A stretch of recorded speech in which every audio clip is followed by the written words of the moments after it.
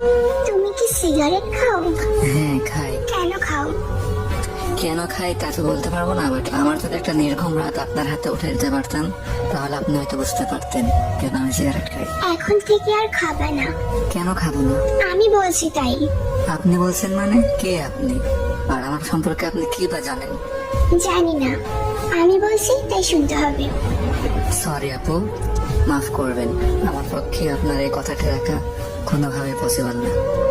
আচ্ছা, আরেকটা কথা, তুমি কি রাত জাগো? রাত জাগা পাপীরা অবশ্যই রাত জাগবে, এটা নতুন কি? এটা বলার কি আছে?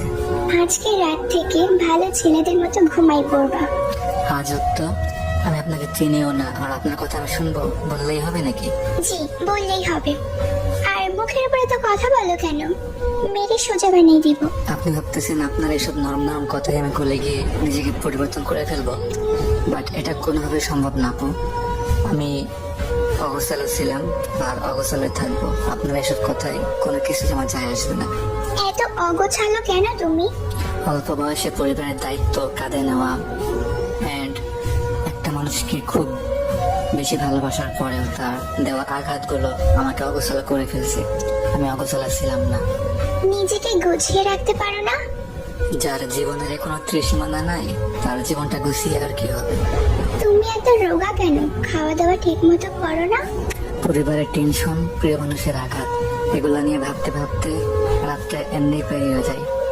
সকালের খাবারটা ঘুমিয়ে ঘুমিয়ে পার হয়ে যায়, আর দুপুরের খাবারটা কাজের ফাঁকে কখন যে খাই বা না খাই কোনো ঠিক ঠিকানা থাকে না।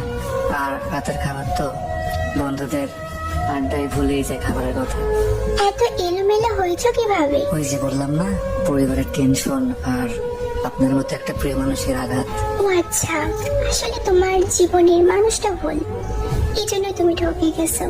হয়তো বা আপনি ঠিক বলছেন, বাট পরে ভুলে আমার পক্ষে সম্ভব না। কিন্তু এভাবে জীবন চলে না। কালকে থেকে সকালে তুমি তাড়াতাড়ি উঠবা, উঠে ফজরের নামাজ পড়বা, দিন নাস্তা করবা, তারপর সারাদিন আমার সাথে কথা বলবা। দুপুরের খাবার জোহরের নামাজ পড়ে এসে খাবা, আর রাতের খাবার খাবা এসে নামাজের পর। এরপর থেকে রাত 12টা পর্যন্ত আমার সাথে কথা বলবা, আর তারপর লক্ষ্মী ছেলের মতো ঘুমিয়ে পড়বা। ওকে? হাসাইলেন আপু, আপনি ভাবছেন আপনার এই দুই একটা মিষ্টি মিষ্টি কথায় আমি ইমপ্রেস হয়ে যাবো? এটা কোনোভাবে সম্ভব না আপু। মানুষের জীবনে ভালোবাসা একবারে আসে, আমার জীবনেও আসছিল, বাট হয়তো মানুষটা ভুলছিল বা আমি বলছিলাম তার জীবনে, সেই জন্য তো সে চলে গেছে। বাট তারপরে আমার লাইফে আমি আর কোনো দ্বিতীয় নারী এলাও করবো না বা করতেও চাই না। আর আপনিও নিজেকে আমার জীবনের সাথে জড়িয়ে নিজের জীবনটা নষ্ট করবেন না। আমার বর্তমানে মন বলতে কিছুই নাই। তুমি তো দেখি বেশি কথা বলো। আমি যা বলছি আজ থেকে যেমনি বলবো তেমনি চলবা, না হলে মেয়ে বালি চাপা দিয়ে দিব। দেখেন, বালি চাপা দেওয়ার আগে নিজে আবার ব্লক লিস্টে করে থাকেন না। কালকে থেকে আমার রুটিন শুরু, কোনো কিছু চলবে না। ওকে? আজও তো বললাম না পারবো না। এখন ঘুমাবো। ওকে, বাই, আল্লাহ হাফিজ। জানি না কখনো নিজেকে পরিবর্তন করতে পারবো কিনা, বাট আমার মতো যারা যারা এমন সিচুয়েশনে পড়ে আছেন বা কখনো পড়ছেন, তারা একটু তাদের ফিলিংস গুলো আমার কমেন্ট বক্সে শেয়ার করে যাবেন প্লিজ।